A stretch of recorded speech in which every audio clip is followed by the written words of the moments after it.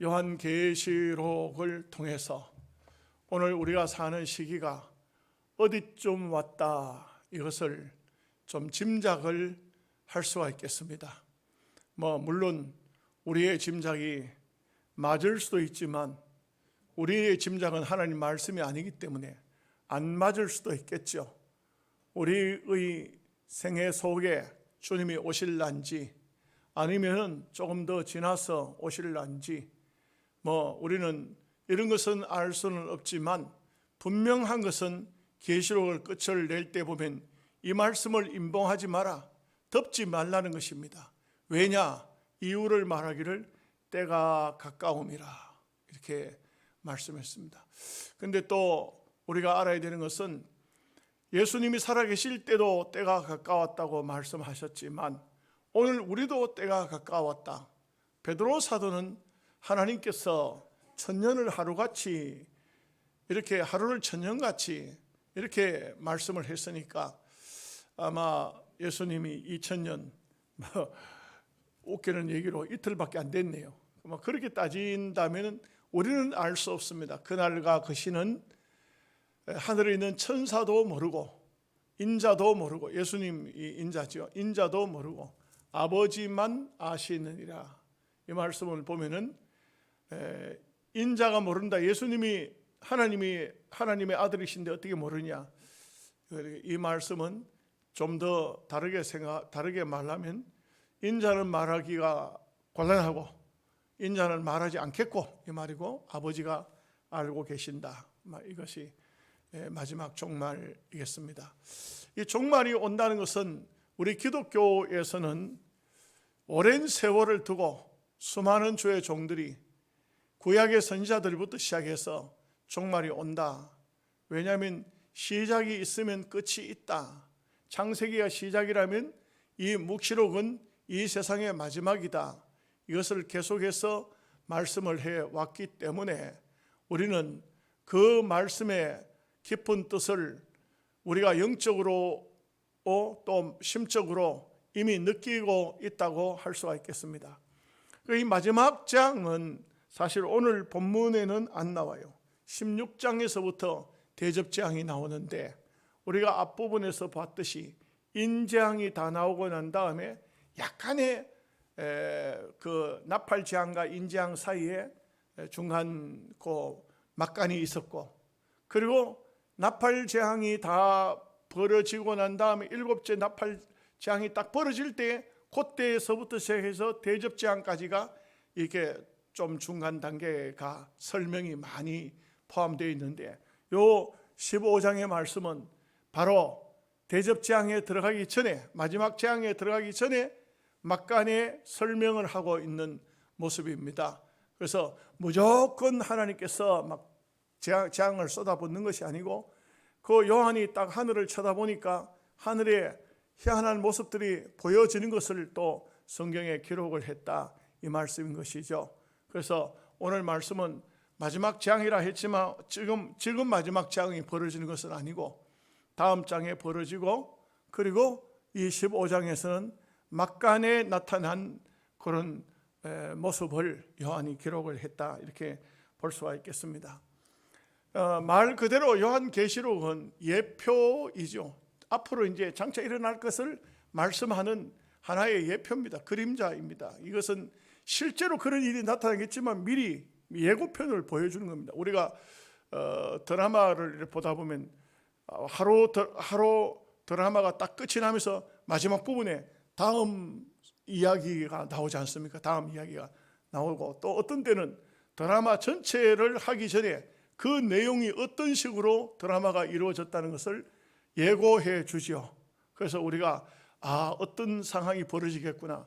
그런데 요한계시록은 막 그렇습니다. 하나님께서 장차 마지막 종말의 시기에 나타낼 모든 환난에 대해서, 모든 재앙에 대해서 이렇게 계시록이 설명을 해주고 있는데, 늘 말씀을 드리지만 계시록을 말씀을 배울 때마다 이때가 성경을 쓸 때가 2000년 전입니다. 2000년 전이었기 때문에 그때 당시는 오늘날 같은 문명도 발달하지 않았고 과학도 발달하지 않았고 이런 첨단 과학 시대가 요한은 상상도 못했을 것입니다. 그렇기 때문에 지금은 과학이 얼마나 발달했습니까? 엄청나죠. 얼마 전에는 테러 분자가 미국을 공격하려고 그 이란의 테러 분자가 미국을 공격하기 위해서 모든 준비를 갖추고 있는 것을 미국에서 그것을 알아채리고 그 가지고 극단주의자를 제거시키는데, 그런데 보니까 미국에서 컴퓨터를 쐈는데 이란에서 차를 몰고 가다가 그 미국에서 쏜 레이저가 그게 사람이 전혀 상관없이 그것이 날아가가지고 그 사람을 따라가가지고 도망을 가고 있는 그 차에 가서 때려버려가지고 차 안에 타고 있던 사람이 다 죽어버렸어요. 여러분들도 아마 뉴스를 보셨는지 모르겠는데 그 영상을 제가 한번 직접 가만히 봤어요. 너무 그것은 우리가 마치 공상소설에 나오는, 만화책에 나오는 어떤 얘기 같은 것이 현실적으로 다 이루어지고 있는 이런 시대이고, 우리가 어릴 적에 저 달나라에 뭐 토끼가 방아를 찍고 어쩌고 월계수 나무가 있고 저 달나라에 가는 그 만화책을 봤거든요. 어릴 적에 그런 거 많이 나왔잖아요. 여러분도 아마 보셨겠죠. 그런데 실제로 달나라에 갈 뿐만 아니고 이제는 화성에까지 간다 이 말이죠. 화성에도 이제는 로켓가 들어가는 시대가 됐으니까 어디까지 갈란지 알 수는 없죠. 태양에는 못 가겠죠. 그건 전부 불덩어리니까. 그렇지만 참 이 세상 과학이 얼마나 크게 발달하고 있었는지, 요한이 하나님의 계시를 보고 적은 것이, 말씀을 나타낸 것이, 그 요한의 입장에서는 하나님의 계시를 자기 아는 인지 능력 하에서 전체를 기록했지만, 우리가 볼 때는 참 좀 이렇게 성경을 기록해 가지고 하는, 우리도 참 계시가 아니면 이 말씀을 잘 깨달을 수 없을 정도로 그렇게 되어 있는 것은 사실입니다. 사실 예수님의 제자들이나 사도 바울이나 다 마지막을 얘기를 했습니다. 구약의 선지자들도 다 자기가 계시받은 것을 말하면서 단 몇 구절이라도 예수님의 재림에 대한, 마지막 종말에 대한, 지구 끝에 대한 말씀들을 다 하고 있어요. 찾아보면 다 조금씩이라도 다 나와요. 그런데 사람마다 느끼는, 우리가 받아들이는 감정이 뉘앙스가 조금씩 달라서 어떤 사람은 강하게, 어떤 사람은 약하게 이렇게 나와 있지만, 이 마지막 시대에도 바울은 디모데한테 마지막 시대를 어떻게 말씀을 했습니까? 디모데후서 3장 1절에서 5절 말씀에 보면 희한할 정도로, 그때 바울이 디모데에게 편지를 썼는데 오늘날 와서 이 말씀이 다 맞다 이거죠. 참 너무 신기한, 2000년 전에 썼던 말씀들이 지금 와서 다 맞다. 너는 이것을 알라.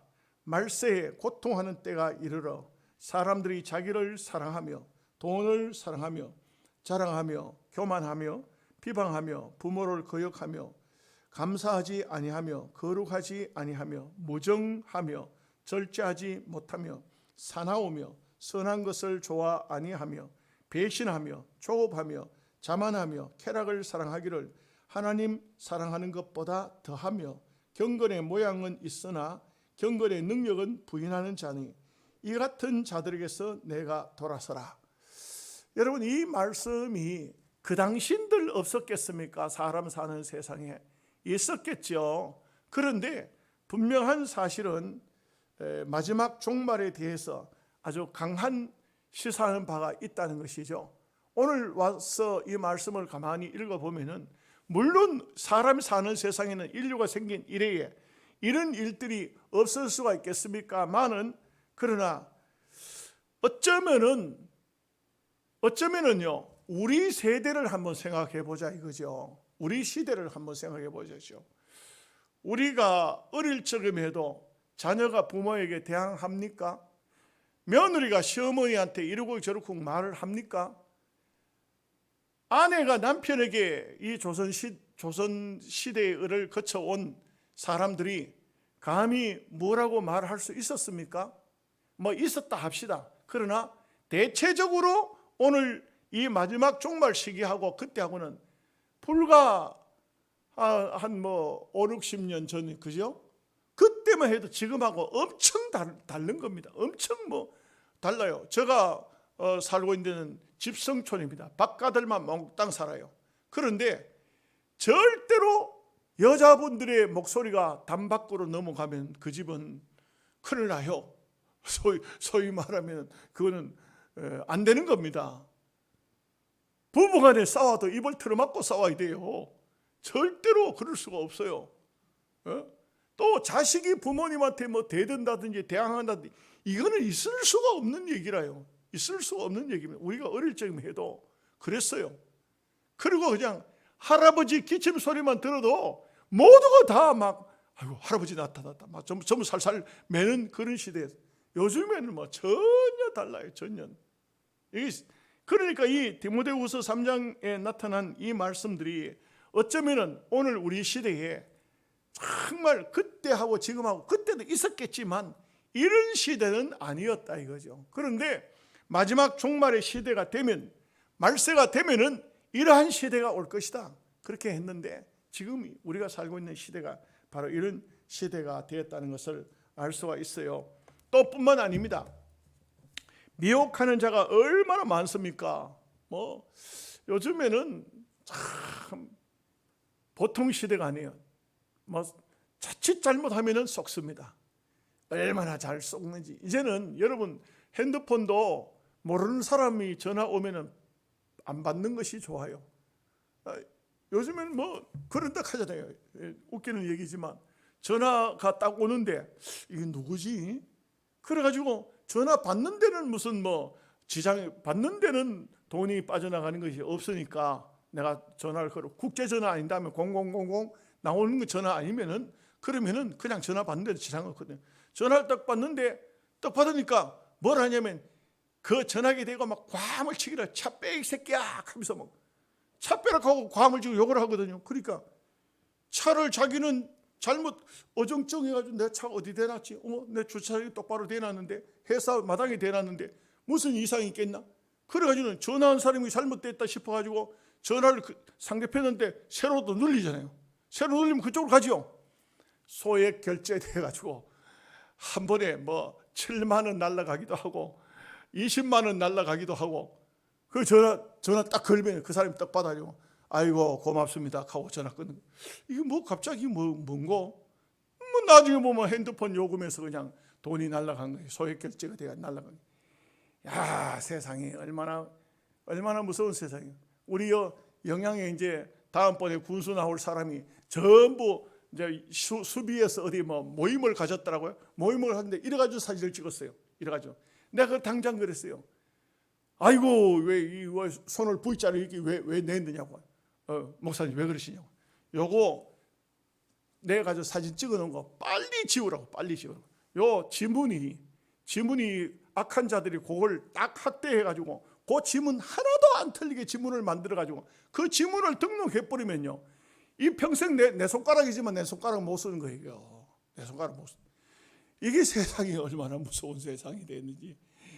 악한 자들이 얼마나 많이 등장을 하고 있는지 별의별 걸 다 하고 있으니 참 우리가 웬만하면은 그냥 방 안에 앉아 있어야 될 것 같아요.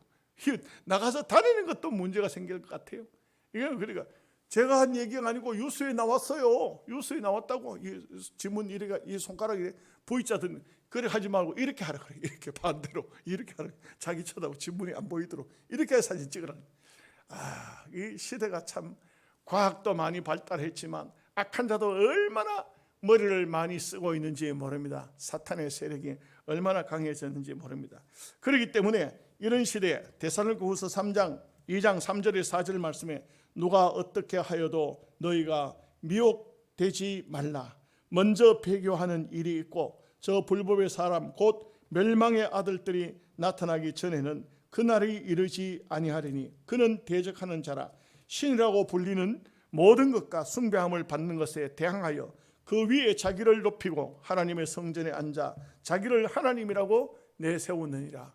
요한계시록에 나와 있는 말씀을 이미 보면은 바울은 디모데에게 다 하고 있습니다. 바울하고 디모데하고 같은 장소에 있었던 것은 아니겠죠.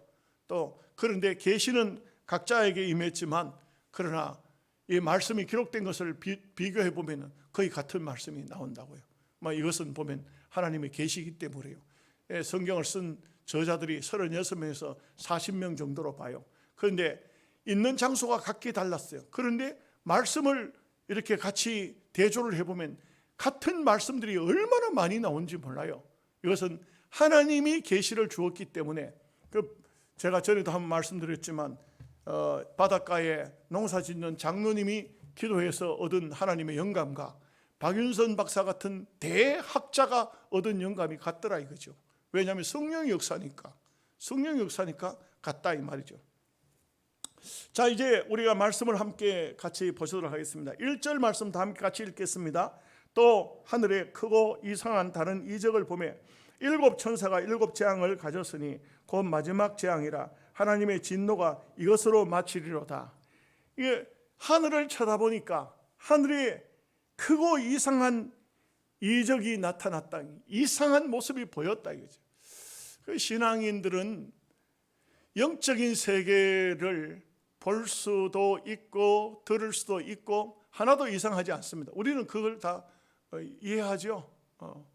우리가 영적인 얘기를 하면은 아이고 그렇습니까? 이렇게 좀 그것을 귀담아 듣기도 하고 우리가 체험을 안 했을지라도 우리가 하나님의 말씀을 통해서 알죠. 신앙인들은 영적으로 깨어서 아주 정신이 좀 깨어 있으면은 꿈으로 하나님의 계시가 올 수도 있고 또는 묵상하는 가운데 기도하는 가운데 하나님의 계시가 올 수도 있고 또 하나님의 말씀을 듣는 가운데 하나님의 지혜가 다가올 수도 있습니다. 그런데 신앙인은 가끔 어쩌면은 눈을 감고도 하늘을 쳐다볼 수 있어야 됩니다. 옛날에 어른들이 그랬죠. 옛날에 어른들이 시계가 없지 않습니까?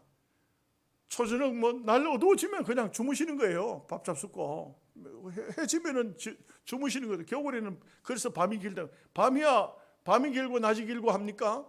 사실 시간은 24시간인데 요즘은 시간 따라서 주무시지만 옛날에는 그 해가 지면은 밥 잡숫고 주무시는 거 아닙니까? 그 불 켜놓고 할 일도 없고 그러니까. 그런데 실컷 주무시다가 시간이 어찌 되지 날이 새는지 안 새는지 그럴 때 보면 어떤 분은 보면요 바깥에 마당에 나와가지고 하늘을 쳐다봐요. 별을 보고 아이고 날 셀락하면 아직 좀 멀었네. 하늘의 별을 쳐다보거든요. 우리가 영적으로 우리가 신앙생활 잘 하다가도 한 번씩 영적인 세계, 하나님의 나라, 주님의 세계를 묵상도 하고 좀 쳐다보기도 하고 그렇게 해야 될 줄로 압니다. 너무 땅만 쳐다보고 사는, 너무 육신적으로만 사는 그런 삶을 살면 안 됩니다. 잠깐 멈춤, 이거 있죠. 잠깐 멈춤. 잠깐씩이라도 멈추어서 내가 지금 어디까지 왔나, 어디로 가고 있나, 내가 뭐 때문에 이렇게 열심히 하고 있나 생각할 수 있어야 돼요. 그리고 무엇이든 간에 잘못되었다, 잘못 가고 있다, 잘못 생각하고 있다, 멈출 수 있어야 돼요. 멈춤은 굉장히 중요합니다. 잘못됐을 때도 잘하고 있을 때도 한 번씩 멈춰서 다시 한번 확인하는 것이 중요하겠죠. 2절 말씀을 다 같이 보겠습니다.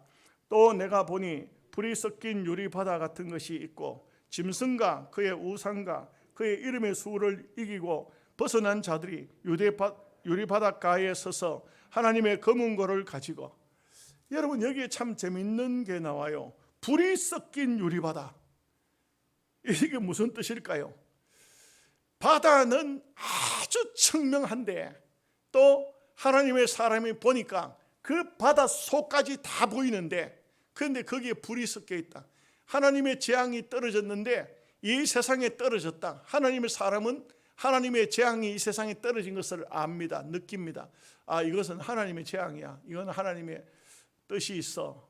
어떤 하나의 무엇을 보든 간에 이거는 우리가 사람이 한 것이 아니야. 이건 여기에는 하나님의 뜻이 있어. 다 투명하게 보듯이, 유리바다는 유리처럼 투명한 것을 보듯이 세상에 어디에서 무슨 사건이 터지든지 어떤 일이 있든지 간에 우리가 깨달음을 얻어야 됩니다. 참 정치 세계는 이야기할 필요 없지만 사실상 정치 세계도 우리가 깊이 묵상해 보면은 그렇게 염려할 필요가 없는 것 같아요.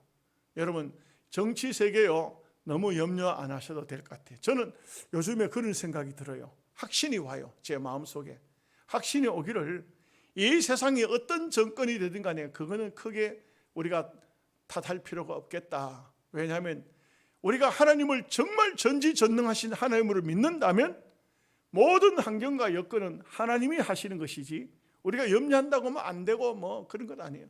기도는 해야 되지만 우리가 기도한다고 기도하는 대로 되는 것은 아닙니다. 그렇기 때문에 참 오늘날 이 세상을 볼 때에 우리는 그저 염려, 두려움 이것보다는 하나님을 믿자. 하나님 믿자. 하나님을 믿는 것이 좋겠다. 이렇게 생각합니다.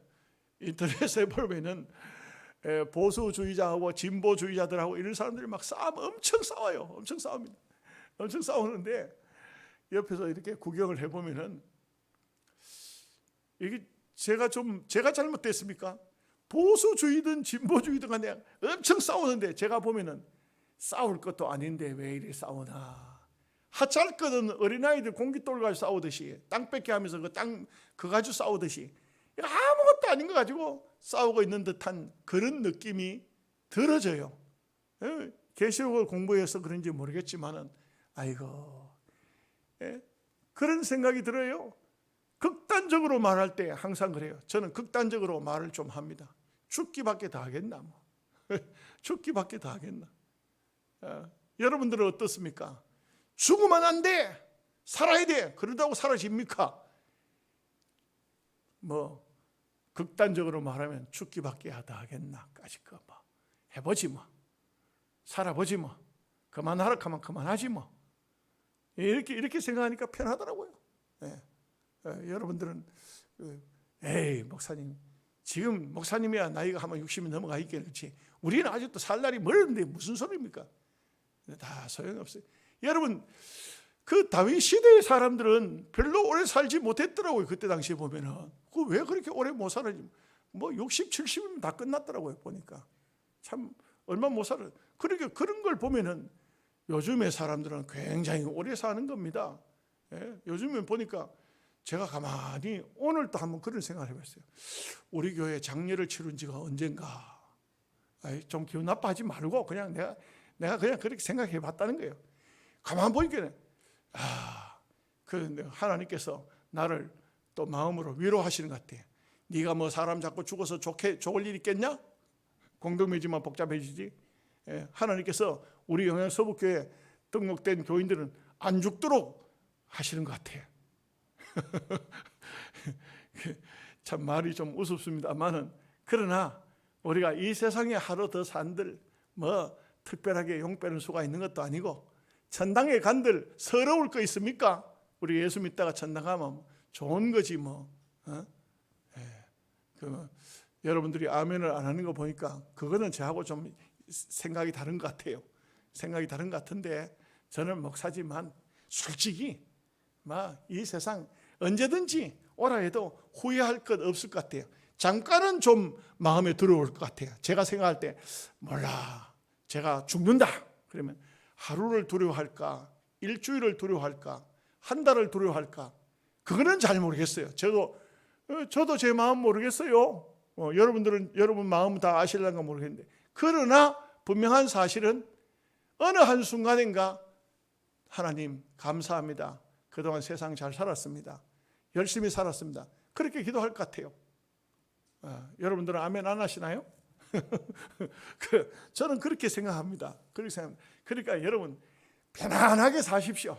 편안하게 하나님께 맡기고, 모든 것을 하나님께 맡기고 편안하게 사십시오. 그런데 구원받은 사람을 보십시오. 여기에 세상 속에는 불이 섞여 있지만은 구원받은 사람은 짐승과 그의 우상과 그의 이름의 수를 이기고, 요 한마디가 굉장히 중요한 말입니다. 여러분들은 예수 그리스도의 이름으로 이기는 자들에게 속한 줄로 믿습니다. 여러분들은 이기는 자들이에요. 두려워하지 마십시오. 죽어도 이기는 것입니다. 저도 이기는 것이에요. 예수 안에 사는 사람들입니다. 그렇기 때문에 우리가 할 일이 뭡니까? 검은 거 가지고 노래하는 것입니다.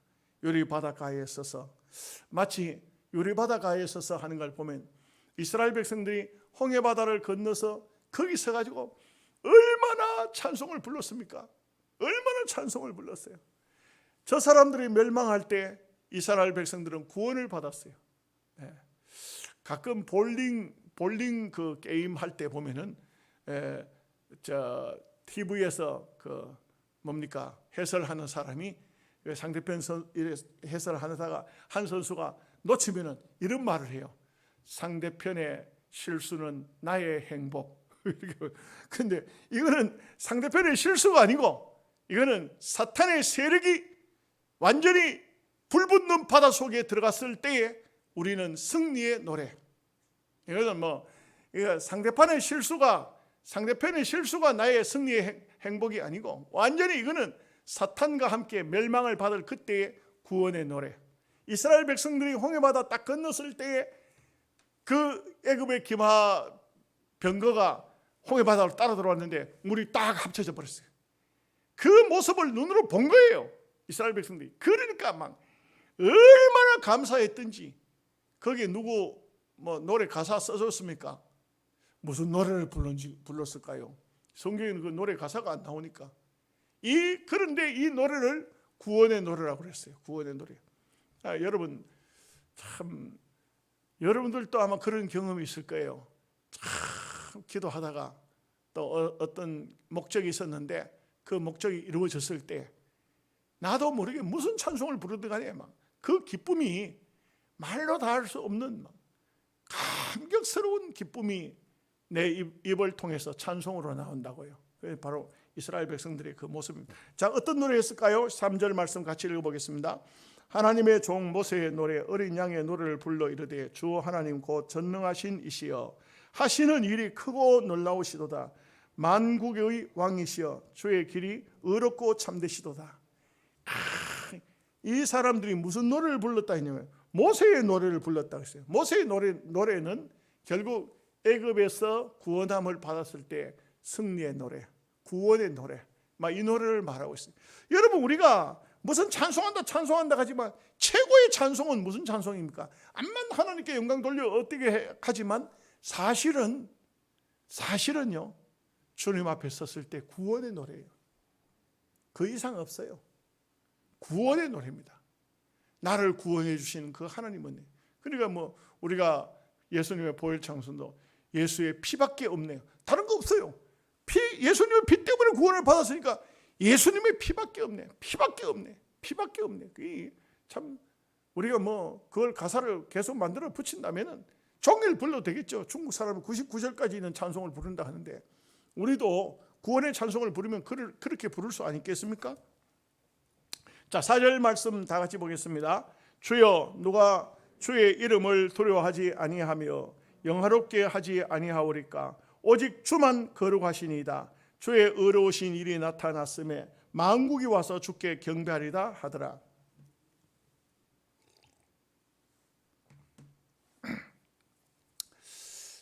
이 찬송을 어떤 찬송을 보냐면 주님만 거룩하다고 불러요. 맞습니다. 우리는 거룩한 존재가 아니에요. 전에도 말씀을 드린 적이 있지만 우리는 죄인 오라 하실 때 날 부르소서, 그겁니다. 그런데 우리 하나님께서는 우리를 어떻게 보시느냐? 주님의 보혈을 통해서 보십니다.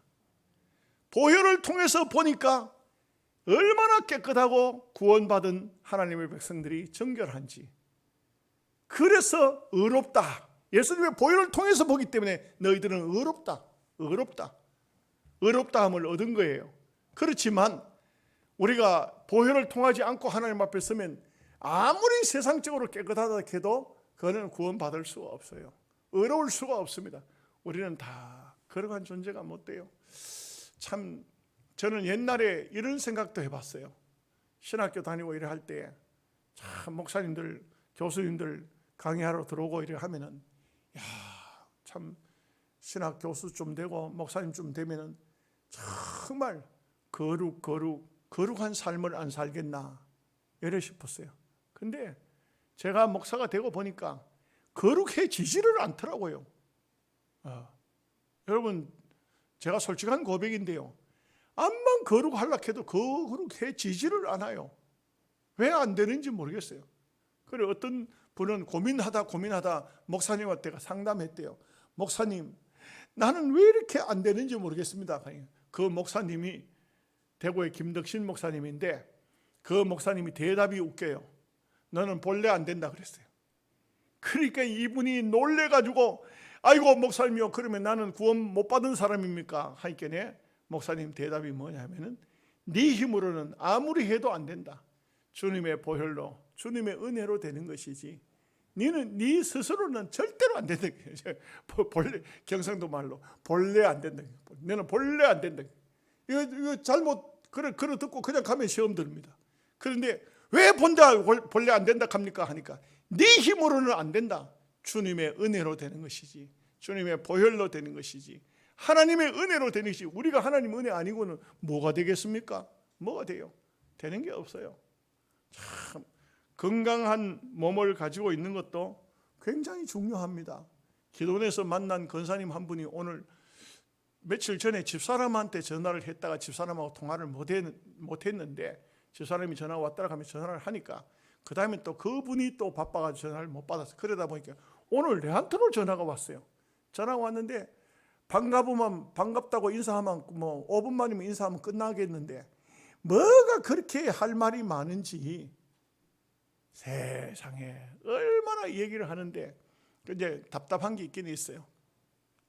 아들이 장로의 신학대학을 졸업하고 또 저기 부산에 가서 신학대학원을 졸업하고 그리고 다 공부를 끝내고 교육전사로 들어갔는데, 그런데 교육전사로 들어갔는데도 불구하고 정신에 이상이 있어요.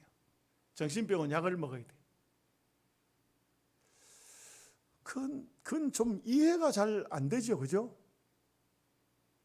성경을 가르치고 기도하고 이러는데 정신병원 약을 먹는다. 우리는 이해가 안 돼요. 하나님 뜻이 어디 계신지는 모르지만 그 어머니 입장에서는 너무 답답한 겁니다. 너무 기가 막힌 겁니다. 저한테 그 얘기를 막 늘어놓고 얘기를 해요.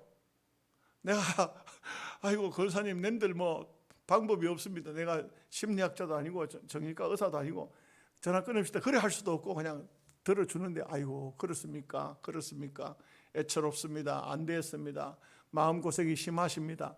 이게 이제 다 들어주는데, 전화를 끊고 난 다음에 제가 그런 생각했어요.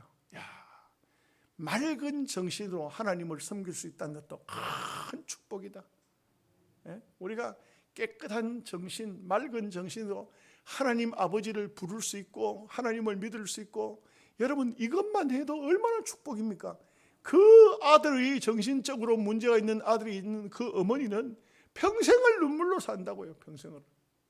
평생을 눈물로 산다고. 여러분 자녀들이 공부 못한다, 좋은데 취직 못했다, 그걸로 걱정하지 마십시오. 맑은 정신, 건강하게 살고 있는 것만 해도 큰 축복으로 생각하세요. 산입에 거미줄 치겠나 하듯이 뭘 해서 못 먹고 살겠습니까? 이 대한민국 좋은 나라에서. 그러니 참 우리가 건강하게 사는 것만 해도 얼마나 귀한 은혜요 축복이 아닐 수가 없습니다. 자, 5절 말씀 다 함께 봅니다. 또 2일 후에 내가 보니 하늘의 증거 장막에 성전이 열리며, 하나님의 성전이 있다. 이 지상에만 성전이 있는 것이 아니고 하늘나라에도 성전이 있다. 하늘나라 성전이 어떻게 생겼을까요? 성경에 보면은 하늘의 성전에 그 모양을 그대로 성막을 짓도록 했고, 그 성막 그대로 솔로몬 성전을 짓도록 했어요. 하늘나라 가면 성전이, 하나님의 성전이 바로 솔로몬 성전 같은 게 있다. 그게 있다. 하늘나라에도 성전이 있다. 그런 걸 보면은 전부 하늘나라 전체가 다 성전이 아니고 구분된 곳이 있다. 이런 면이 참 또 우리가 가보면 잘 알겠지만 지금은 신기한 생각으로 다가옵니다. 6절 말씀입니다. 7 재앙을 가진 7 천사가 성전으로부터 나와 맑고 빛난 세마포 옷을 입고 가슴에 금띠를 띠고. 그러니까 7 천사가 땅에 쏟아부을 재앙을 가지고 나오는데 어디서 나왔냐? 성전에서 나왔다. 성전은 어느 곳, 뭐 하는 곳이냐? 하나님이 계시는 곳이다. 하나님이 계시는 곳에서 거기서 나왔다. 그러니까 하나님은요, 사랑도 베풀지만 긍휼도 베푸시지만 이렇게 재앙도 세상 속에 쏟아붓는 분이 하나님이십니다. 하나님은요, 사랑만 가지고 계시는 분이 아니에요. 하나님은요, 믿지 않는 자에게는 재앙을 내리고 믿는 자에게는 복을 주시는 분이 하나님이시다 이거죠. 성전에 계시는 하나님. 7절 말씀 보겠습니다. 네 생물 중에 하나가 영원토록 살아계신 하나님의 진노를 가득히 담은 금대접 7을 그 7 천사들에게 주니. 이게 하나님 앞에서부터 나오는 그 천사가 세마포 옷을 입고 가슴에 금띠를 띤 이런 천사가 참 하나님의 성전에서 부터 나오고, 그 다음에 네 생물 중에 하나가 살아계신 하나님께 진노를 가득히 담은 금대접 7을 7 천사들에게 쭉 나눠주더니 대접을 가져와서 하나씩 이제 들어붙는 거지. 들어보면 앞에는요, 나팔장은 어떻겠습니까? 재앙이 한번 떨어지니까 뭐 3분의 수목 3분의 1, 생물이 3분의 1, 사람이 4분의 1, 뭐 이런 식으로 죽었는데, 대접은 싹 들어보면요, 싹 다 죽어. 완전 종말. 생명은 다 끝이 나버리는 완전 종말이 벌어져요. 이제 요렇게 이제 대접을 다 들어붙고 나면 싹 다 이제 이 세상에는 악한 자들이 다 끝이 난다 이거죠. 끝이 나면 그 다음에 어떻게 되겠습니까? 이제는 하나님께서 깨끗하게 정리해 버리고, 베드로후서 3장 8절 말씀이 어떻게 말씀하고 있죠? 하늘이 두루마리처럼 두루룩 말려서 날아가 버리고, 땅도 막 부글부글, 모든 육체가 다 하늘의 눈이 그것이 마치 녹아버리듯이 그냥 이 땅에 있는 게 다 녹아버리고, 그 다음에 보니까 어떻게 됐어요? 계시록 21장에 보니까 하늘에서부터 그 신부를 위해서 단장한 신랑을 위해서 단장한 신부와 같은 아름다운 새 예루살렘이 하늘로부터 내려온다. 여기 누가 들어갑니까? 신부가 들어가는 거지. 신부가 누굽니까? 예수 믿는 성도지요. 그런데 나라의 본자손들은 어디 있습니까? 바깥에 쫓겨나 있습니다. 이게 계시록 이렇게 돼 있어요. 그렇기 때문에 우리는 다 이해를 할 수는 없지만 분명한 것은 이스라엘 백성들, 나라의 본자손들입니다. 그들은 예루살렘 성 안에 들어오지 못하고 바깥에 있습니다. 막 이렇게 되어 있는 것이 앞으로 좀 이제 조금씩 들어가 보면 이제 알겠습니다만 그렇게 되어 있습니다. 이제 마지막 8절 말씀 보겠습니다. 하나님의 영광과 능력으로 말미암아 성전의 연기가 가득 차매 7 천사의 7 재앙이 마치기까지는 성전에 능히 들어갈 자가 없더라. 그냥 하나님의 성전에는 하나님이 계시니까 영광이 가득했어요. 솔로몬 성전 어땠습니까? 솔로몬이 성전을 다 짓고 이제는 낙헌식을 할 때 거기에 안개가, 연기 같은 안개가 쫙 꼈어요. 능히 거기서 걸음을 걸을 수 없을 정도로 하나님의 영광이 꽉 찼다. 모세가 시내산에 올라가 있을 때는 시내산 전체에 빽빽한 마치 구름이 낀 것처럼 그렇게 하나님이 영광의 강체 속에 모세와 함께 동행하셨다는 것을 볼 수가 있죠. 하나님은 눈에 보이지 않지만 하나님이 임재한 상징이 바로 이렇게 연기가 가득 찬 듯한 이런 모습. 하나님의 성전에도 그와 같은 연기가 가득 차 있었다. 이것은 오늘 우리가 대접 재앙이 벌어지기 직전 하늘나라의 광경을 막간을 통해서 본 것입니다. 우리가 이런 종말의 시기일수록 환경이 어떠하든지 상황이 어떠하든지 말씀을 우리가 대하면서 멀지 않아서 우리 앞에 나타날 현상들인데, 너무 이런 말씀을 배우면서 생각이 되는 것은 너무 세상에 빠지지 말고 좀 더 깨고 좀 더 근신하고 좀 더 정신 차려서 믿음의 생활 잘 할 수 있기를 주님의 이름으로 축복합니다. 기도하겠습니다. 하나님 아버지 감사합니다.